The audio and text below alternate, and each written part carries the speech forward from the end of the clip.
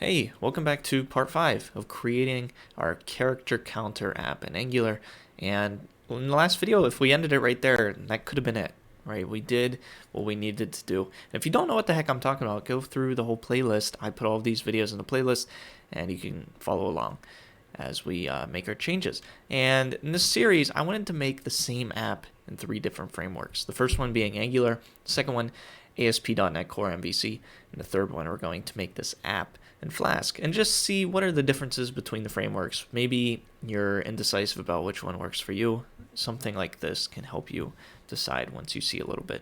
In the last video, we talked about Angular setters and getters, and we use this to help log to the console whenever a value is changed in our text area. So whenever someone puts some new value in that text area, it runs a method for us, and our method happened to be, let's just log what the value is.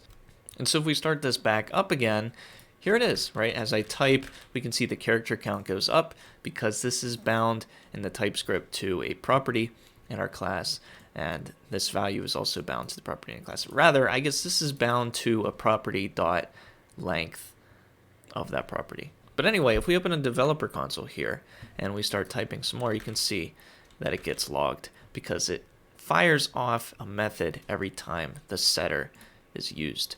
And really, we didn't have to go through all of these things just to do what we wanted to accomplish. Rather, I'm going to show you in this video, how do we reference the value in this text area right here and say, hey, whatever the value is here, just print out its length up here.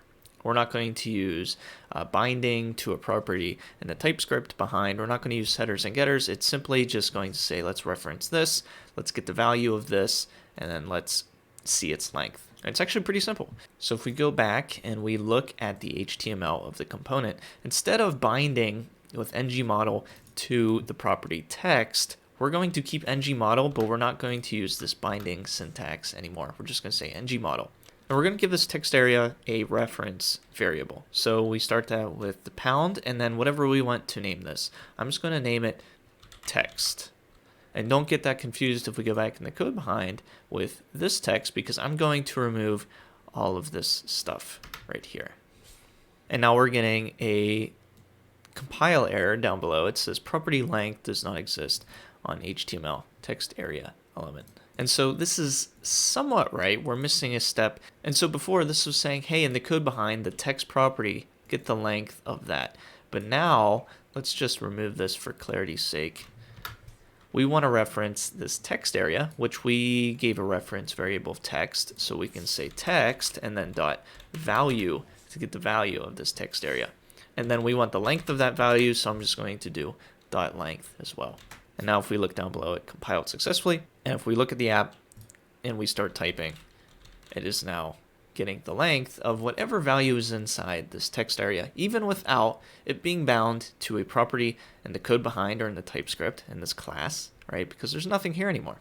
It's simply just pointing at this, saying, give me its value and give me its length. And that's all we're going to show in this video. Probably a pretty quick one, but in the next video, we're going to talk about routing. We're going to have an about page on this just to show an example of routing and how we can add routing to our Angular app. And thanks so much for watching. I hope to see you in a future video, and hopefully you're enjoying this series.